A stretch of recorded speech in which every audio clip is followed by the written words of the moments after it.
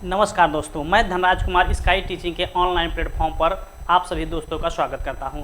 तो आइए आज एसएसटी पेडागॉजी और कुछ एसएसटी के इम्पॉर्टेंट क्वेश्चन है उसका दोनों का हम अध्ययन करते हैं, जो कि आपकी परीक्षा की दृष्टि से बहुत इंपॉर्टेंट है। ये है स्काई टीचिंग सेंटर। यदि आप हमारे चैनल पे नए विजिट कर रहे हैं तो हमारे चैनल को सब्सक्राइब एंड लाइक अवश्य करें और अपने दोस्तों के साथ शेयर करना न भूलें। तो चलते हैं हम अपने टॉपिक की साइड। हमारा टॉपिक क्या कह रहा है। हमारा पहला ही क्वेश्चन आ गया, किसके बारे में आ गया कि स्तूपों के संदर्भ में निम्नलिखित कौन सा कथन सही नहीं है। आपका पहला ही क्वेश्चन है, कौन सा कथन सही नहीं है। आपको पहले ही नहीं ध्यान देना है कि इसे क्या, स्तूप शब्द का शाब्दिक अर्थ टीला होता था। स्तूप आकार में कभी गोल या लंबे, कभी बड़े या छोटे होते थे।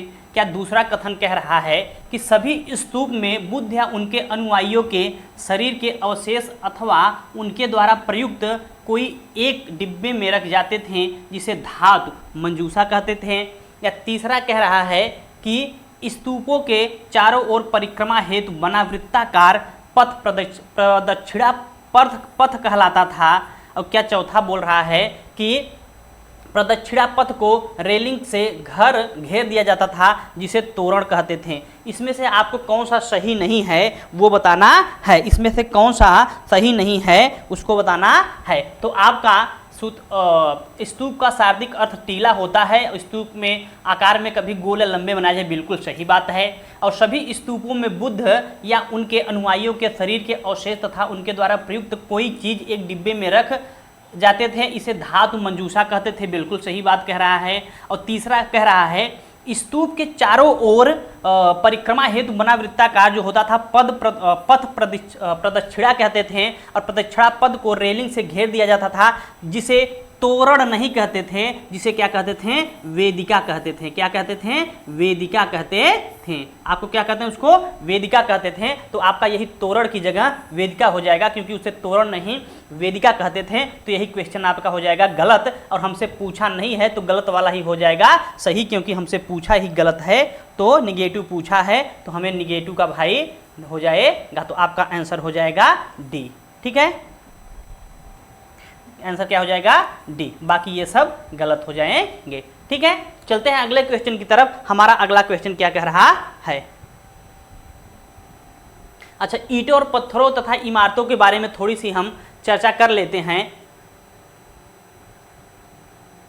कि ईंट और पत्थरों की इमारतें क्या होती थी। हमारे शिल्पकारों की कुशलता के नमूने स्तूपों जैसी कुछ इमारतों में देखने को मिलते हैं। स्तूप का शाब्दिक अर्थ होता है टीला। हालांकि स्तूप विभिन्न आकार के होते थे, कभी गोल या लंबे तथा कभी बड़े या छोटे होते थे, जो कि आपको क्वेश्चन में पहले हमने बता दिया है। उसमें 3 ऑप्शन था, उसमें से गलत वाला ढूंढना था। और उन सब में से एक समानता है, प्रायः सभी स्तूप के भीतर एक छोटा सा डिब्बा रखा रहता था। इन डिब्बों में बुद्ध या उनके अनुयायी के शरीर अवशेष जैसे दांत या हड्डी या राख होता था। उनके द्वारा प्रयुक्त कोई चीज या कोई कीमती पत्थर अथवा सिक्के रहते थे। ठीक है, इसे धातु मंजूषा कहते हैं। इसे क्या कहते थे, धातु मंजूषा, जो कि अभी आपके ऑप्शन में था भी। और प्रारंभिक स्तूप धातु मंजूषा क्या होता था, के ऊपर रख मिट्टी का टीला होता था। बाद में टीले को ईंटों से ढक दिया गया है, और बाद के काल में उसे गुम्बद नुमा ढांचे को तराशे हुए पत्थरों से ढक दिया जाता था। ठीक है, प्रायः स्तूप के चारों ओर परिक्रमा करने के लिए एक वृत्ताकार पथ बना होता था, जिसे प्रदक्षिणा पथ कहते थे। क्या कहते थे, प्रदक्षिणा पथ कहते थे।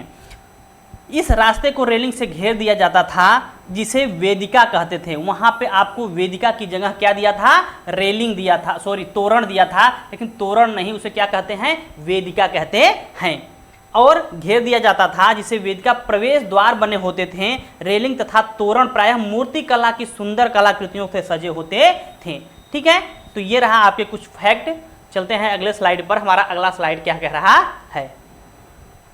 आपका आ गया निम्नलिखित में सूचियों में दिए गए प्रयोगों को सही उत्तर चुनना है। आपको क्या चुनना है? आपको सही उत्तर चुनना है।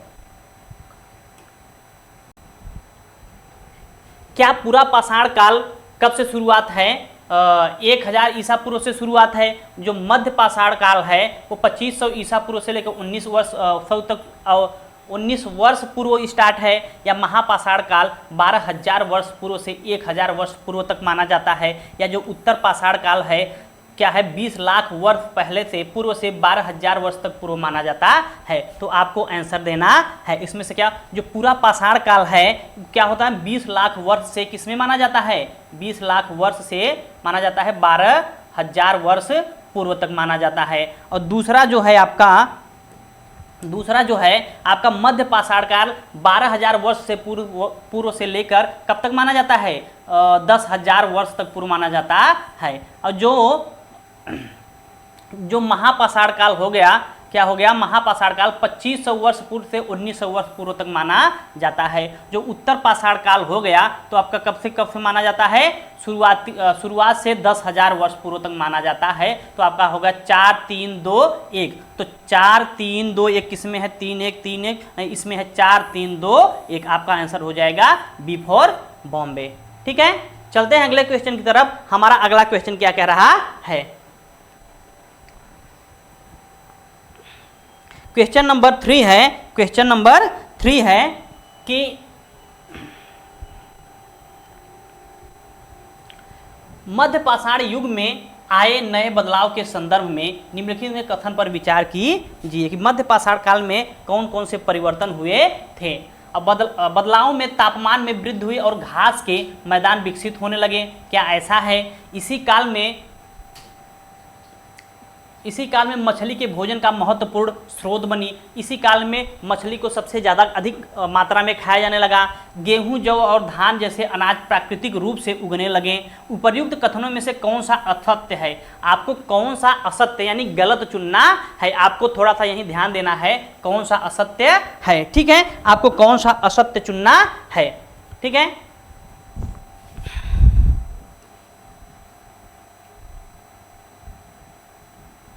तो ये आपको क्या बोल रहा है कि मध्य पाषाण काल के बारे में आपको बोल रहा है। तो आपका मध्य पाषाण काल के बारे में क्या हो जाएगा? बादलों से तापमान में वृद्धि हुई और घास के मैदान विकसित होने लगे। बिल्कुल सही है। इसी काल में मछली का बिल्कुल भोजन बंद करने लगे थे। गेहूं, जौ और धान जैसे आज प्राकृतिक रूप से उगने लगे थे। तो आपको असत्य पूछा है तो इसमें सभी चीज़ें असत्य है। तो इसमें से असत्य कोई है नहीं, तो इसमें से कोई नहीं, सभी सत्य हैं। तो आपका आंसर हो जाएगा डी फॉर डेनमार्क। ठीक है, चलते हैं अगले क्वेश्चन की तरफ। हमारा अगला क्वेश्चन क्या कह रहा है? आपका अगला क्वेश्चन रहा आपके स्क्रीन के ऊपर। ठीक है,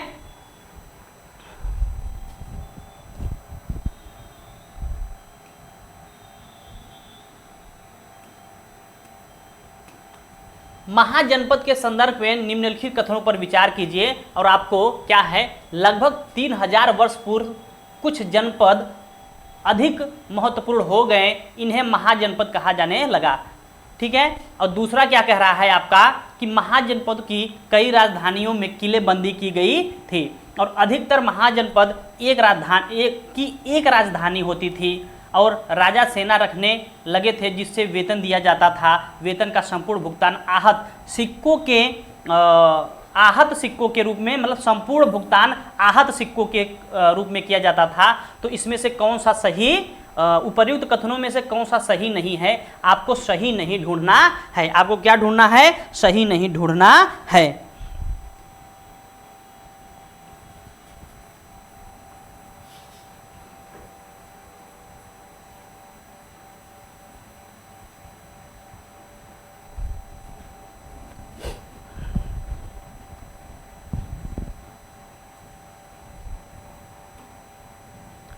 लगभग 3000 वर्ष पूर्व नहीं हुआ था, 2500 वर्ष पूर्व कुछ जनपद अधिक महत्वपूर्ण हो गए थे। महत्वपूर्ण कहा जाने लगा था। यहाँ पे जो 3000 है ये तो आपका गलत हो जाएगा। और महाजनपदों की कई राजधानियों में किलेबंदी की गई थी। बिल्कुल सही है, गलत की गई थी। और अधिकतर महाजनपद एक राजधानी होती थी। बिल्कुल सही बात कह रहा है। और तीसरा क्वेश्चन क्या कह रहा है हमारा तीसरा क्या कह रहा है कि राजा सेना रखने लगे थे जिसे वेतन दिया जाता था। राजा सेना तो रखते थे, वेतन का संपूर्ण भुगतान आहत के रूप में किया जाता। संपूर्ण भुगतान नहीं, कुछ आहत, कितना, कुछ भाग आहत सिक्कों के रूप में, कुछ भाग आहत सिक्कों के रूप में, किसके, आहत सिक्कों के रूप में किया जाने लगा था, संपूर्ण भुगतान नहीं। तो आपका ये भी गलत हो जाएगा। तो आपका आंसर क्या हो जाएगा, जिसमें आपको असत्य सही नहीं है, आपको गलत चुनना है, पहला और चौथा। पहला चौथा किसमें है, पहला चौथा ए में है। तो आपका आंसर हो जाएगा ए फॉर अमेरिका। चलते हैं अगले क्वेश्चन की तरफ। आपका अगला क्वेश्चन क्या कह रहा है, ये लगभग 3000 वर्ष पूर्व है और यहाँ संपूर्ण भाग नहीं, कुछ भाग आहत सिक्कों के रूप में दिया जाता था। ठीक है, तो आई होप ये क्वेश्चन समझ में आया होगा। चलते हैं अगले क्वेश्चन की तरफ। हमारा अगला क्वेश्चन क्या कह रहा है,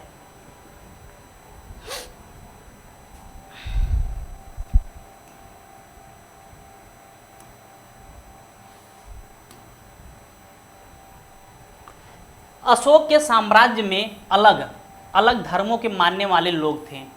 इसमें कई बार टकराव पैदा हो जाता था। अब कारण क्या कह रहा है, किसके लिए होता था। अशोक धर्म में महात्मा नाम से अधिकारियों की नियुक्ति की जो जगह जगह जाकर धर्म की शिक्षा देते थे। आपका नीचे दिए गए प्रश्नों सही उत्तर का चयन कीजिए। क्या आपका कथन और कारक वाला क्वेश्चन है, इसको जरा सा आपको ध्यान से पढ़ना है। तो ये ए और आर दोनों सही है, ए आर सही की व्याख्या करता है, क्या ये सही हो जाएगा। ए आर दोनों सही है परंतु आर ए की व्याख्या नहीं करता है। ए सही है परंतु आर गलत है, और ए गलत है परंतु आर सही है। तो आपका आंसर क्या हो जाएगा, आपका आंसर क्या हो जाएगा, आपका आंसर हो जाएगा कि ए और आर दोनों सही है परंतु आर ए की व्याख्या नहीं करता है। आपका आंसर हो जाएगा बी फॉर बॉम्बे। ठीक है, चलते हैं अगले क्वेश्चन की तरफ। हमारा अगला क्वेश्चन क्या कह रहा है,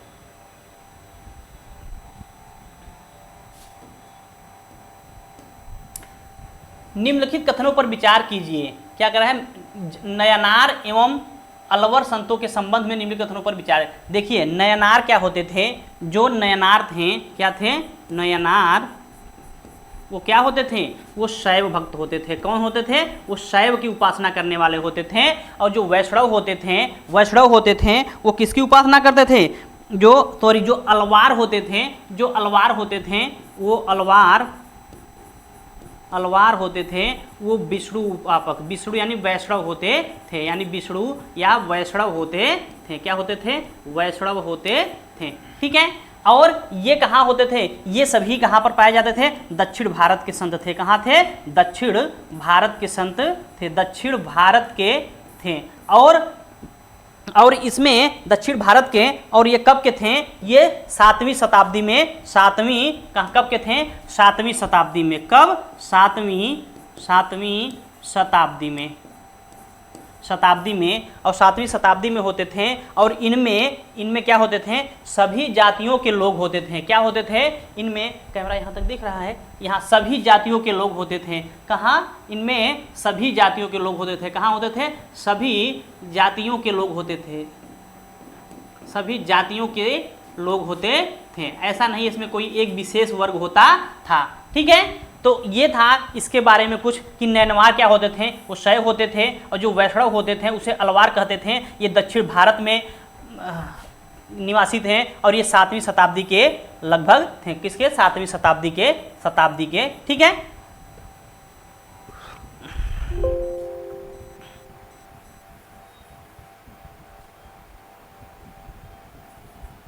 सातवीं शताब्दी। ठीक है,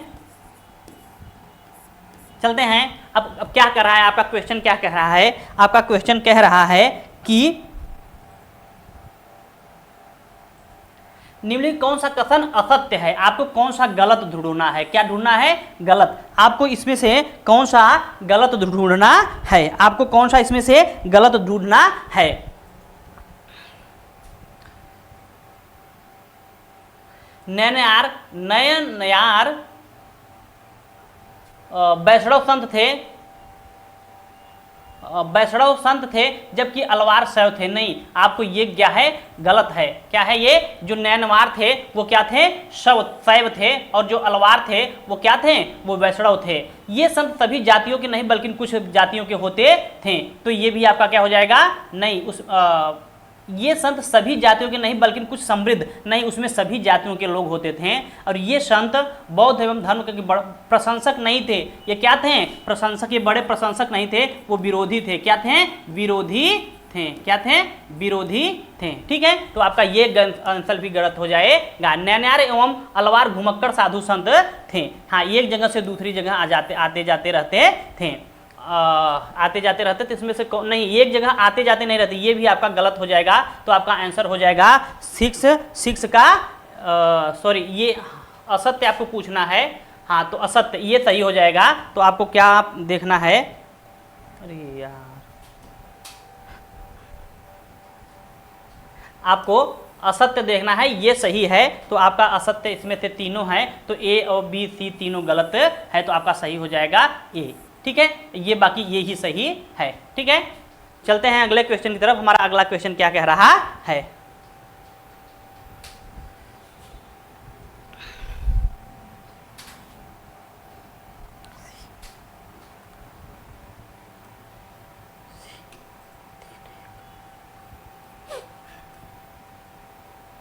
क्या है, निम्नलिखित में सूची ए को सूची बी से आपको सही उत्तर से मिलान करना है।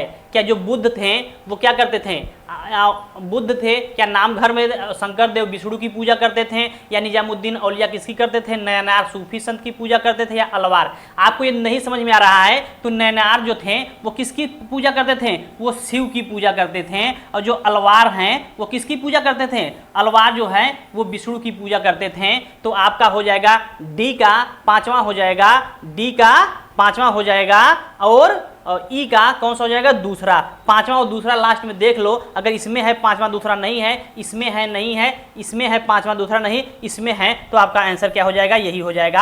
आपको ज़्यादा दिमाग लगाने की जरूरत ही नहीं है, आपको यहीं से आंसर मिल जाएगा। ठीक है, बाकी चलते हैं अगले क्वेश्चन पर। हमारा अगला क्वेश्चन क्या कह रहा है, निम्नलिखित में से कौन सा मगध महाजनपद का शासक नहीं था। आपको क्या बताना है, मगध क्या था, इसमें प्रसन्नजीत था, वो कहाँ का था, कौशल का था। कहाँ का था, वो कौशल का था, कौशल राज का था। कहाँ का था, कौशल राज का था।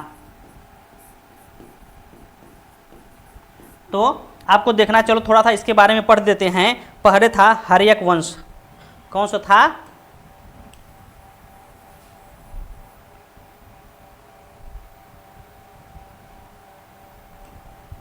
पहले था कौन, हर्यक वंश। कौन सा था, हर्यक वंश। हर्यक वंश, हर्यक वंश में तो कौन था, बिंबिसार था। कौन था, बिंबिसार। दिख रहा है बढ़िया, नहीं दिखा था, थोड़ा सा और मोटा कर लेते हैं। अरे लिखते सैम कहाँ से हटिया है यार,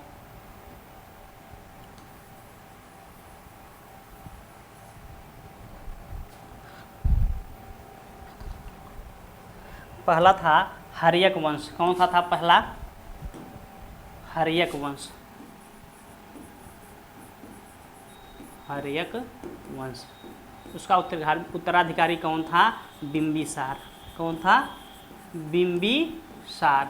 और बिंबिसार का पुत्र आपको पता है कौन था अजात शत्रु। कौन था, अजात शत्रु। और अजात शत्रु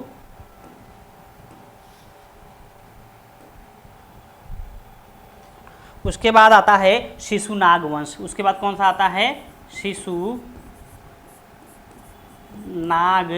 वंश। उसका संस्थापक कौन था, शिशुनाग वंश का संस्थापक पता है, शिशुनाग में एक नंद वंश आते हैं। कौन सा, नंद वंश। नंद वंश, और नंद वंश का स्थापक कौन था, स्थापक कौन था, स्थापक था महापद्म नंद। कौन था, महापद्म नंद था। और ये जो प्रसेनजीत था वो कौशल का था। कहाँ का था? कौशल का था। कहाँ का था? कौशल का था। तो आपका इसमें से बोल रहा है कि महाजनपद का शासक इसमें से नहीं था, तो प्रसेनजीत था। ठीक है, तो आपका आंसर हो जाएगा डी। आपका आंसर क्या हो जाएगा? डी हो जाएगा। आपका आंसर क्या हो जाएगा? डी। D for Denmark. चलते हैं अगले क्वेश्चन की तरफ। हमारा अगला क्वेश्चन क्या कह रहा है?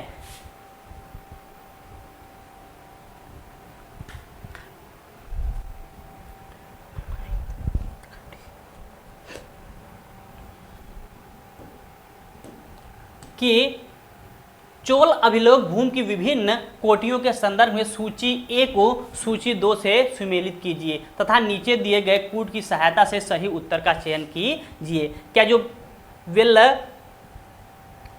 वेल्लनगवाई थे, क्या थे? ये ब्राह्मणों को उपहार में दी गई भूमि थे, या ब्रह्मोदय क्या कहते हैं जैन संस्थानों को दान में दी गई भूमि थी, या साला भोग क्या थी मंदिर को उपहार में दी गई भूमि थी, या पल्ली चंदम क्या थी विद्यालय के रख रखाव के लिए भूमि थी, या देवदान तिरुवंतुकानी की ये जो क्या थी गैर ब्राह्मण किसान को दी जाने वाली भूमि थी। तो आपको पता होना चाहिए कि जो वेल्लन वागई थी ये गैर ब्राह्मणों को दिया जाने वाला जमीन था। आपका आंसर पहला का हो जाएगा। और ये जो ब्रह्मदेव था ये ब्राह्मणों को उपहार में दी गई भूमि थी। और ये जो साला भोग था, साला भोग क्या होता था? विद्यालय के रख रखाव के लिए जो भूमि दी जाती थी वो होता था। तो आपका आंसर इसमें हो जाएगा फोर्थ। और क्या है?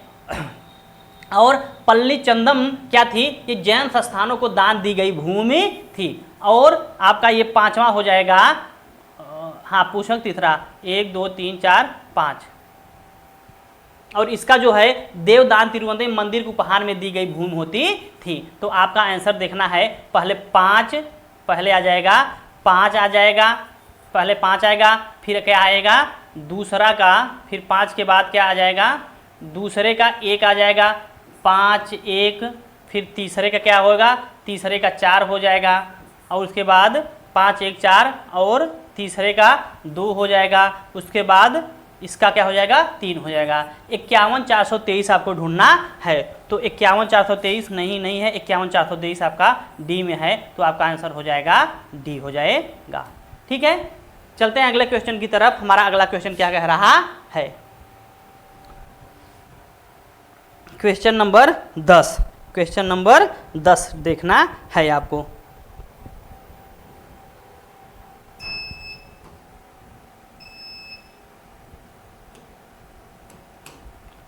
अतीत के अध्ययन के स्रोतों में अभिलेखों के संदर्भ में निम्नलिखित कथनों पर विचार कीजिए। ऐसे लेख जो केवल धातुओं पर उत्कीर्ण किए जाते थे अभिलेख कहलाते थे। क्या ये वाले इसे कहते थे? और कभी कभी शासक अथवा अन्य लोग अपने आदेशों को इन तरह उत्कीर्ण करवाते थे ताकि जो लोग उन्हें देखकर पढ़ सके तथा उनका पालन कर सके।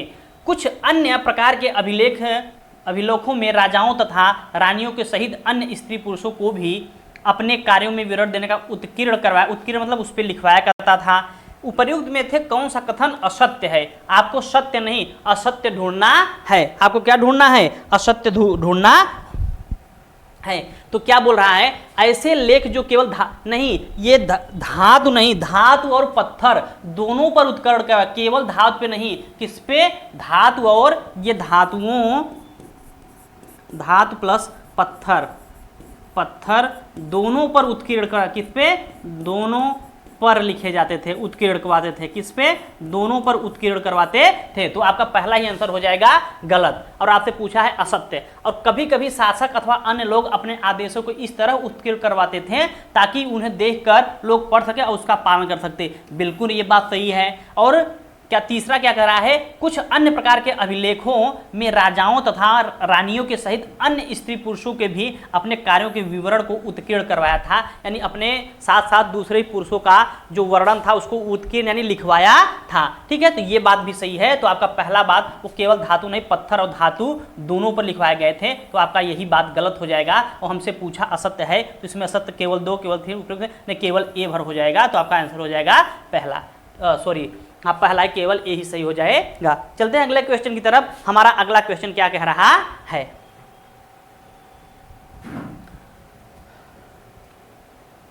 अब आ गया आपका अच्छा पेडागॉजी आ गया, क्या आ गया आपका, कुछ आ गया पेडागॉजी, क्या आ गया भैया, थोड़ा बहुत आ गया पेडागॉजी।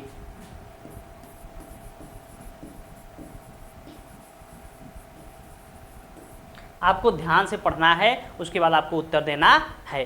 प्रारंभिक शिक्षा के विद्यार्थियों को जाति आधारित भेदभाव के मुद्दे से परिचित कराने के लिए निम्नलिखित में से कौन सा संसाधन का प्रयोग, उसको जात के आधार पर जो भेदभाव होता है उसको परिचित करवाना है। तो आपका सबसे सरल और सीधा संसाधन कौन सा होगा? क्या अभिलेख जो अशोक के स्तंभ पर लिखे हुए हैं, क्या ऐसा करवाने से बच्चों में भेदभाव की शक्ति कम होगी या उनके उस पर ज़्यादा वो चित्र अपन नज़रिया देख सकते हैं, या आरक्षण नीति पर लेख लिखने के लिए? ऐसा तो हमें नहीं लग रहा है। और मानव अधिकारों का सार्वजनिक घोषणा पत्र पढ़ करके, या B.R. अम्बेडकर के बचपन के अनुभव का वृत्तांत सुनाकर?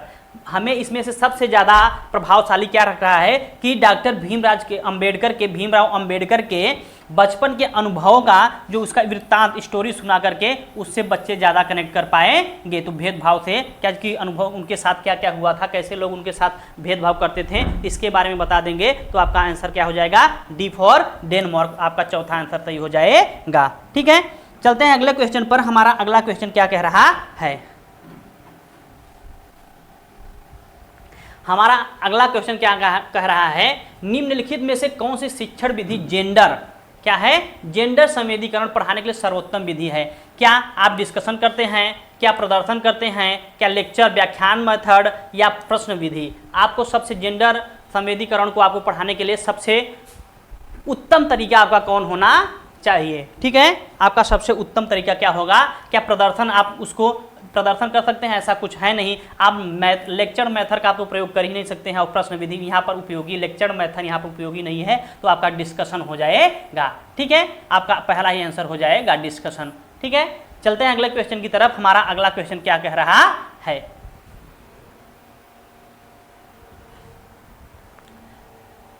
निम्न में से कौन सी रणनीति विद्यार्थियों के आलोचनात्मक चिंतन, कहने मतलब क्रिटिकल थिंकिंग की, क्या किसकी? क्रिटिकल थिंकिंग की, क्रिटिकल थिंकिंग को इसमें से कौन सा बढ़ावा देगी? क्रिटिकल थिंकिंग को कौन सा प्रोत्साहित करेगी, यानी कौन सा बढ़ाएगी? कि विद्यार्थियों को सभी सूचनाओं को सत्य, साझा एवं स्वीकृत कराना। विद्यार्थियों को जितना सूचना है सबका सत्य और समझाकर उन्हें स्वीकृत नहीं, जो भी है उसको नहीं मानना ही पड़ेगा। और दूसरा, विद्यार्थियों से अध्यापक के सारे मतों को, अरे बाप रे, विद्यार्थियों को सारा मत तो स्वीकार करना ही नहीं, आपको इसे देखते ही गलत करा दो। विद्यार्थियों को पक्षपात पहचानने में मदद करना, क्या ये आपका आंसर है? या विद्यार्थियों को परिस्थिति सिर्फ एक नज़रिया देखने के लिए सीखना? आप क्या कर सकते हो, आप सिर्फ एक नज़रिए से आपको नहीं देख सकते हो, विद्यार्थी को सिर्फ एक नज़रिए से नहीं देख सकते हो। तो आपका क्या हो जाएगा? विद्यार्थियों को पक्षपात पहचानने में मदद करना। क्या हो जाएगा? आपका आंसर सी हो जाएगा। 4 का क्या हो जाएगा? सी हो जाएगा। ठीक है, उसमें से उसके साथ क्या पक्षपात हो रहा है, उसके साथ क्या कोई भेदभाव हो रहा है, उसको पहचानने के लिए उसमें क्रिटिकल आलोचनात्मक चिंतन का वो उपयोग करेगा बच्चा। ठीक है, चलते हैं अगले क्वेश्चन की तरफ। हमारा अगला क्वेश्चन क्या कह रहा है?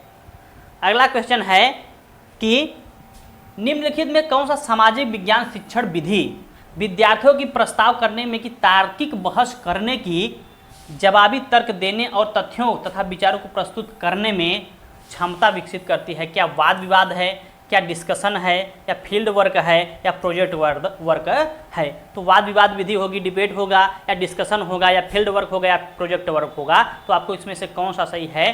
क्या है? उसको जवाबी तर्क देने के लिए क्या कह रहा है? जवाबी, उसमें कि ताकि उसका तार्किक बहस जवाब देने के तरफ तथ्यों पर कौन सा विचारों को प्रस्तुत करता है। तो आपका आंसर क्या हो जाएगा? 5वां का आंसर क्या हो जाएगा? आपको सबसे ज़्यादा उनको डिवाइड करवाओ, वाद विवाद कराओ, बच्चों एक दूसरे से वाद विवाद करके, ग्रुप डिस्कशन करके, ग्रुप डिस्कशन आपस में वाद विवाद करके, डिबेट करके, कि कोई प्रश्न पूछे उसका कोई उत्तर पूछो। तो इसमें से सबसे ज़्यादा तार्किक बहस करने की, जवाबी तर्क तथ्यों को विचार करने की प्रस्तुत करता क्षमता ज़्यादा से ज़्यादा विकसित होगी। तो आपका आंसर हो जाएगा पहला ही। ठीक है, चलते हैं अगले क्वेश्चन की तरफ। हमारा अगला क्वेश्चन क्या कह रहा है?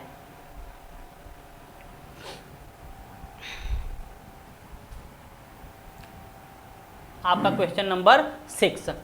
सामाजिक विज्ञान की शिक्षिका अपनी कक्षा में शैल, यानी ये कोई सामाजिक विज्ञान की अध्यापिका हैं, वो अपने बच्चों को शैल यानी पर्वतों के बारे में पढ़ा रही हैं और विषय पढ़ाना शुरू कर रही हैं। तो निम्नलिखित कौन सी गतिविधि उसके उद्देश्य हेतु सबसे अधिक महत्व रखती है? सबसे ज़्यादा महत्व रखती है उत्तम में भी उचितम में भी उचिततम। सबसे ज़्यादा कौन सा महत्व रखेगी? क्या पृथ्वी की परत को दर्शाता मॉडल दिखावा, उस पर चर्चा करना, क्या ऐसा है? या तो पाठ्य पुस्तक में दी गई शैलों विशेषताओं को पढ़ना एवं समझना, क्या ये कह रहा है? या आपका तीसरा कह रहा है शिक्षार्थियों को उनके आसपास पाए जाने वाली शैलों को इकट्ठा। आप शैल उनको कहाँ इकट्ठा करोगे? ला के उसको क्लास में लाओगे, बड़े बड़े पर्वत पठार उठा के लेकर आओ, देखो भैया ये शैल है, ये पर्वत है, अरे तब तो हो गया क्लास। अगला क्या कह रहा है कि विभिन्न प्रकार के शैलों को लाना तथा इनका प्रयोग इन शैलों की विशेषता को पहचानने की तुलना में करना चाहिए। आप कक्षा में शैल बड़े बड़े या तो पर्वत पठार कहाँ से ले जा सकते हो? तो आपको क्या दिखाना है? आपको क्वेश्चन नंबर 6 का आंसर क्या हो जाएगा? विभिन्न प्रकार की शैलों को लाना, जैसे मान लो छोटी छोटी उसको टुकड़े बोल दो, लाओ और क्या करो, इसका प्रयोग करने और शैलों की उसको विशेषता, उसमें कौन सी विशेषता है, क्या क्वालिटी, उसको पहचानने की में तुलना में मदद करता है। तो आपका 6 का आंसर क्या हो जाएगा? 6 का आंसर हो जाएगा डी। ठीक है, चलते हैं अगले क्वेश्चन पर। हमारा अगला क्वेश्चन क्या कह रहा है? 7th question number 7।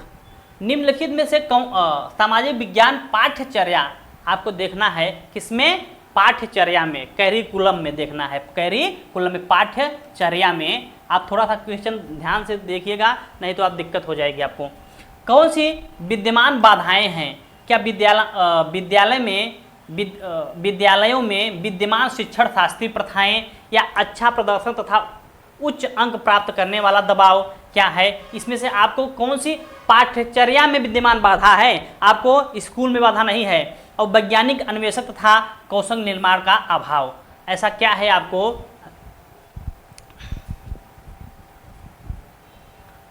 विद्यालयों में विद्यमान शिक्षण शास्त्रीय प्रथाएं, ये आपके लिए क्या हो सकती है? बाधा हो सकती है। और अच्छा प्रदर्शन, उच्च आपका बिल्कुल ये दबाव है। और वैज्ञानिक अन्वेषक कौशल, देखो आपसे पूछ रही है कि आपको पाठ्यचर्या में कौन सा लागू करना है। ऐसा नहीं है कि आपको पाठ्यचर्या में नहीं हो सकती है, आपको क्या करना है? उसमें लागू करना है। तो वैज्ञानिक अन्वेषण तथा कौनों का अभाव ये आपका गलत हो जाएगा। तो आपका आंसर हो जाएगा ए और बी। आपको पाठ्यचर्या में देखना है, आपको न कि संपूर्ण विद्यालय में देखना है। आपको पाठ्यचर्या में लागू करने में कौन सी भी बाधा आ रही है। ठीक है, चलते हैं अगले क्वेश्चन की तरफ। हमारा अगला क्वेश्चन क्या कह रहा है? निम्नलिखित में से कौन सी ज्ञानात्मक प्रक्रिया का आकलन होता है भारतीय संविधान की मुख्य विशेषता बताने के? आपको कहना क्या कह रहा है कि ऐसा कौन सा ज्ञानात्मक प्रक्रिया है जो बच्चों का आकलन करने में भारतीय संविधान की मुख्य विशेषता आपका क्या है? क्या स्मरण, क्या विश्लेषण, क्या मूल्यांकन, क्या सृजन? अब देखिए, आपको भारतीय संविधान की विशेषता बताती है तो आपको बता दोगे हमारा संविधान ऐसा है, हमारा संविधान सबसे बृहद संविधान है, हमारा यहाँ का अनुसूची यहाँ तो इसमें 22 अनुसूची है, 18 अनुसूचित है, ये आपको बताना है। उसकी मुख्य विशेषता बताई है, उसका आप विश्लेषण नहीं कर रहे हो और आप उसका क्या कर रहे हो? एनालिसिस, इवेल्युएट यानी मूल्यांकन नहीं कर रहे हो। आप उसमें कौन सा क्रिएटिविटी, उसमें तो उसकी विशेषता बताना है, जो उसकी विशेषता है मुख्य उसको आपको बता देना है। इसमें आपका क्रिएटिविटी कुछ तो लगाएगा नहीं।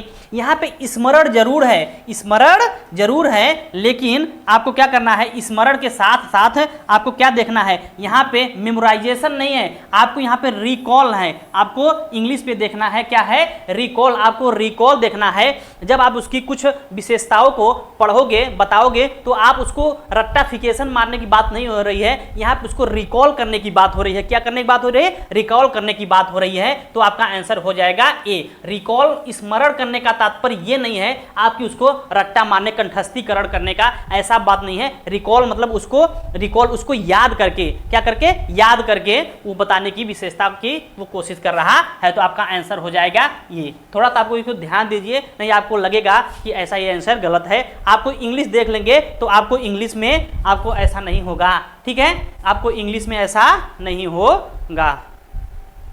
ठीक है, चलते हैं अगले क्वेश्चन की तरफ। हमारा अगला क्वेश्चन क्या कह रहा है? हमारा अगला क्वेश्चन है question number 10th। Question number 10th।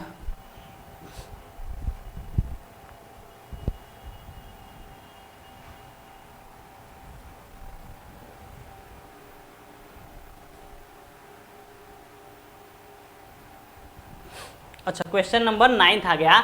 सामाजिक विज्ञान की कक्षा में परियोजना विधि का प्रयोग करने का मुख्य उद्देश्य क्या है? परियोजना विधि मुख्य का उद्देश्य क्या है? कि विद्यार्थियों को सामाजिक विज्ञान के सैद्धांतिक ज्ञान के निर्माण को संलग्न करना, इकट्ठा करना, या सामाजिक विज्ञान की कक्षा में क्या करना, शिक्षण समय बचाना, या सामाजिक विज्ञान की शिक्षक का भार कम करना। शिक्षक का भार का है कम कर, हमारी क्या है, बाल केंद्रित शिक्षा है। कौन सा है? बाल केंद्रित है। शिक्षक के भार करने का ऐसा कुछ बात ही नहीं है। अब विद्यार्थियों को वास्तविक जीवन से सामाजिक समस्याओं की जांच करने में संलग्न, उसको विद्यालय को, बच्चों को जितना हो सके उसको क्या करना है, वास्तविक रियल लाइफ से कनेक्ट करके आपको पढ़ाना चाहिए। ठीक है, हमारा एनसीएफ भी यही कहता है। तो हमारा आंसर क्या हो जाएगा? आंसर हो जाएगा 4th। आंसर क्या हो जाएगा? 4th आंसर हो जाएगा। ठीक है, चलते हैं अगले क्वेश्चन की तरफ। हमारा अगला क्वेश्चन क्या कह रहा है?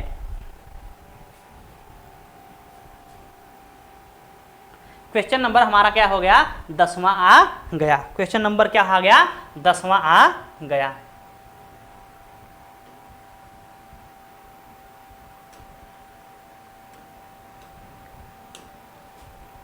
निम्न में से कौन सा कथन सतत एवं व्यापक मूल्यांकन के बारे में सही नहीं है? आपको थोड़ा सा जैसे सही नहीं है, देखो आप उस पर थोड़ा सा रुक जाओ कि इसमें से सही नहीं पूछा है। यह विद्यार्थियों के व्यवहार के केवल संज्ञानात्मक पक्ष का आवश्यकता की पूर्ति करता है, या मूल्यांकन रणनीतियां शिक्षक अधिगम तथा के साथ अधिगम प्रक्रिया के साथ समाकलित हैं, या तीसरा क्या रहा है, यह विद्यार्थियों के सर्वांगीण आकलन को सुनिश्चित करता है, और चौथा क्या कह रहा है, यह अध्यापकों के समय पर प्रतिपुष्टि प्रदान करता है, अध्यापकों को समय पर प्रतिपुष्टि प्रदान करता है। तो आपका आंसर क्या हो जाएगा? आपको नहीं ढूंढना है। क्या ढूंढना है? नहीं ढूंढता है। तो यह विद्यार्थियों को केवल, जैसे ही केवल शब्द आप देखो वहीं पूछे काट दो, क्योंकि केवल नकारात्मक शब्द है। तो आपका आंसर पहला ही हो जाएगा, क्योंकि इसमें केवल है और नहीं पूछा है, और नहीं का भाई नहीं हो जाएगा, क्योंकि निगेटिव का भाई निगेटिव होता है। तो आपका आंसर पहला ही हो जाएगा। ठीक है, चलते हैं अगले क्वेश्चन की तरफ। हमारा अगला क्वेश्चन क्या कह रहा है?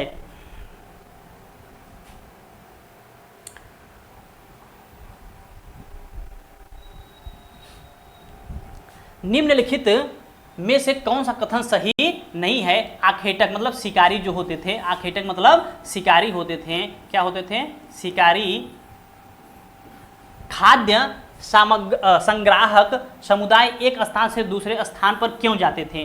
वो एक स्थान से दूसरे स्थान पर क्यों जाते थे? इसमें से आपको देखना है वो क्यों जाते थे। वे आसपास के पौधों, फलों, जानवरों को खाकर समाप्त कर देते थे। जानवर एक जगह से दूसरी जगह जाया करते थे, और पेड़ों और पौधों में फल फूल अलग अलग मौसम में आते थे। वे एक जगह तलाश करते थे और राज्य स्थापित करना चाहते थे। तो आपका क्या हो जाएगा आंसर?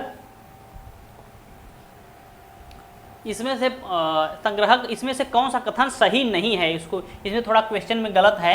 इसमें से कौन सा सही नहीं है? इसमें नीचे होना चाहिए था, इसमें से कौन सा सही नहीं, सत्य कथन इसमें से कौन सा नहीं है? इसमें थोड़ा सा कुछ क्वेश्चन में टाइपिंग में गलत है, क्योंकि वो अपने आसपास के पौधों को समाप्त करते थे, और जानवर एक जगह से दूसरी जगह बिल्कुल जाते थे, और पेड़ों अलग अलग मौसम में आते थे। वो एक जगह से दूसरे अपना राज्य को स्थापित नहीं करते थे। आपका आंसर हो जाएगा ये। तो आपका ये आंसर पूरा क्वेश्चन टाइप नहीं है। चलते हैं अगले क्वेश्चन की तरफ।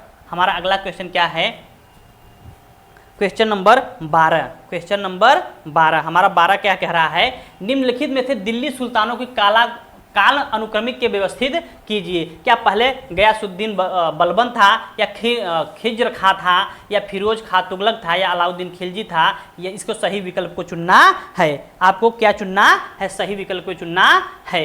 आपका पहले गयासुद्दीन तुगलक था, पहले पे हो जाएगा ये, और दूसरे पे कौन हो जाएगा? दूसरे पे हो जाएगा अलाउद्दीन खिलजी था। दूसरे पे कौन था? अलाउद्दीन खिलजी हो जाएगा। चौथा हो जाएगा दूसरे नंबर पे कौन सा हो जाएगा, पहले ए लिख लो, पहला हो गया, और दूसरे पे क्या हो जाएगा, अलाउद्दीन खिलजी, और तीसरे पे क्या हो जाएगा, फिरोज शाह तुगलक था। फिरोज शाह, तीसरे पे कौन था, फिरोज शाह तुगलक। ये कौन सा हो गया, देखिए आपको ऐसे मिलान करना है कि पहले पे कौन हो गया, पहले पे खिज्र खां, ठीक है, ये पहला हो गया, ये क्या हो गया, ये पहला हो गया। दूसरा अलाउद्दीन खिलजी था, ये दूसरा हो गया। तो पहला, उसके बाद चौथा, और उसके बाद तीसरा क्या कह रहा है कि उसके बाद तीसरा फिरोज शाह तुगलक था। तीसरा कौन था, फिरोज शाह तुगलक। तो आपका तीसरा इधर आ जाएगा। आप इधर लिख लो, फिर आपको मिलाने में आसानी हो जाएगी। और चौथा, उसके बाद ये कौन सा खिज्र खां था, ये कौन सा था, चौथा था। तो ये हो जाएगा आपका दूसरा, ठीक है, ये हो जाएगा आपका दूसरा। पहला, चौथा, तीसरा, दूसरा किसमें है, पहला चौथा नहीं, इसमें है। आपका सी नंबर सही हो जाएगा, ठीक है। चलते हैं अगले क्वेश्चन की तरफ। हमारा अगला क्वेश्चन क्या कह रहा है, क्वेश्चन नंबर 13। निम्नलिखित कथनों पर विचार कीजिए और उसमें से कौन सा कथन सही है। तवारीख को सुशिक्षित व्यक्तियों द्वारा उर्दू में लिखा गया था। तवारीख के लेखक नगरों में रहते थे। वे प्रायः अपने इतिहास सुल्तानों के लिए और उनसे ढेर सारे पुरस्कार पाने की आशा में लिखा करते थे। इसमें से कौन सा, निम्नलिखित में से कौन सा कथन सही है, निम्नलिखित में से कौन सा कथन सही है। तो जो तवारीख को सुशिक्षित व्यक्तियों को द्वारा उर्दू में नहीं किस में लिखा जाता था, फारसी में लिखा जाता था। किस में लिखा जाता था, फारसी में लिखा जाता था। आपको ये एक बारीकी से आपको देखना है, नहीं तो आप तुरंत गच्चा खा जाओगे। आपको किस में, उर्दू में नहीं, ये फारसी में लिखा जाता था। तो आपका ये सही नहीं है, तो ये गलत क्या हो जाएगी, पहला जो कोटेशन है आपकी गलत हो जाएगी। और क्या दूसरा दिया है, तवारीख के लेखक नगरों में रहते थे। हाँ बिल्कुल सही बात है, वे नगरों में रहते थे। और दूसरा क्या है, वे प्रायः अपने इतिहास सुल्तानों के लिए उनसे ढेर सारे पुरस्कार, वो ताकि वो उसके बारे में कुछ बड़ाई करके लिख दें या उसको कह कर लिख दें, उनके रानियों का सुंदरता के बारे में लिख दें और उनके शासन के बारे में लिख दें, ताकि उनको अधिक से अधिक पुरस्कार मिल सके। तो आपका आंसर हो जाएगा ये और दो। ये पहला गलत हो गया, पहला और तीसरा सही है। तो इसमें दूसरा और तीसरा कौन सा, पहला दूसरा नहीं, इसमें दूसरा और तीसरा सही है। तो आपका आंसर हो जाएगा बी फॉर बॉम्बे। चलते हैं अगले क्वेश्चन की तरफ। हमारा अगला क्वेश्चन क्या कह रहा है, हमारा अगला क्वेश्चन क्या कह रहा है, संघ के संदर्भ में निम्नलिखित कौन सा कथन सही है। संघ के संदर्भ में निम्नलिखित में से कौन सा कथन सही है। आपका आ गया भैया पॉलिटी, क्या आ गया, थोड़ा सा पॉलिटी आ गया, पॉलिटी, ठीक है, इसको थोड़ा सा ध्यान थोड़े। संघ के संदर्भ में कौन सा कथन सही है, आपको इसमें से कथन सही होना चाहिए। संघ में प्रवेश लेने वाले स्त्री पुरुष अपने घरों में रह सकते थे और उन्हें एक निश्चित समय में शहरों तथा गांवों में जाकर भिक्षा मांगनी होती थी। और निम्नलिखित संघ में प्रवेश के लिए दासों अपने स्वामियों अनुमति नहीं लेनी पड़ती थी। संघ में प्रवेश के लिए एक स्त्री को अपने पति की अनुमति नहीं लेनी होती थी। इसमें से आपको कौन सा कथन सही है, आपको कौन सा कथन सही है। आपका इसमें हो जाएगा कौन सा कथन सही है। संघ में प्रवेश लेने के स्त्री पुरुष घरों में रहते थे, ऐसा बिल्कुल भी नहीं है। उन्हें एक निश्चित समय के लिए महानगर गांवों में भिक्षा मांगनी होती थी, बिल्कुल नहीं है। संघ में प्रवेश के लिए दासों को अपने स्वामियों की अनुमति नहीं लेनी पड़ती थी। वो अपने जो स्वामी होते थे, जो उनके मालिक होते थे, तो उनकी अनुमति नहीं, उनकी आज्ञा नहीं लेनी पड़ती थी। और संघ में प्रवेश के लिए स्त्री पुरुष अपने पति की अनुमति नहीं, उनको अनुमति लेनी पड़ती थी। तो आपका सही हो जाएगा तीसरा। आपका आंसर क्या हो जाएगा, उसको अनुमति लेनी पड़ती थी, यहाँ पे अनुमति लेनी पड़ती। तो आपका आंसर क्या हो गया, तीसरा हो गया। चलते हैं अगले क्वेश्चन पर। हमारा अगला क्वेश्चन क्या कह रहा है, निम्नलिखित में से किसकी नियुक्ति केंद्र सरकार द्वारा होती है। क्या विधानसभा अध्यक्ष यानी स्पीकर की केंद्र सरकार इसमें से नियुक्ति कौन करता है। क्या विधानसभा के परिषद के सदस्य के, या राज्यपाल के, या मुख्यमंत्री के, इसमें से कौन थी केंद्र सरकार द्वारा नियुक्ति होती है, केंद्र सरकार द्वारा नियुक्ति होती है।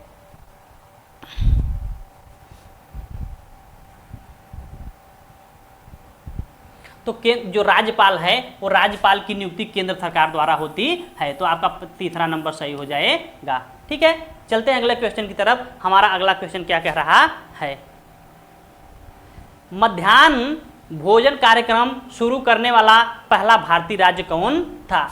जो मिड डे मील है वो शुरू करने वाला पहला ही क्या भारत का पहला राज्य कौन था? तो आपको क्या आंध्र प्रदेश था, या केरल में था, या तमिलनाडु में, या महाराष्ट्र? तो ये था 1995 में शुरू किया था। कब किया गया था? 1995 में शुरू किया गया था। और पहले ये प्राथमिक स्तर तक था, प्राथमिक स्तर तक था, और बाद में क्या हो गया? ये माध्यमिक स्तर तक हो गया, माध्यमिक स्तर तक हो गया। ठीक है। और इसको क्यों चालू किया था? ताकि बच्चों की संख्या बढ़ाई जा सके। ये क्यों शुरू किया गया था? कि बच्चों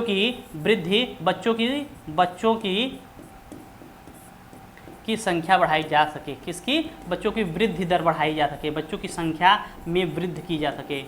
ठीक है।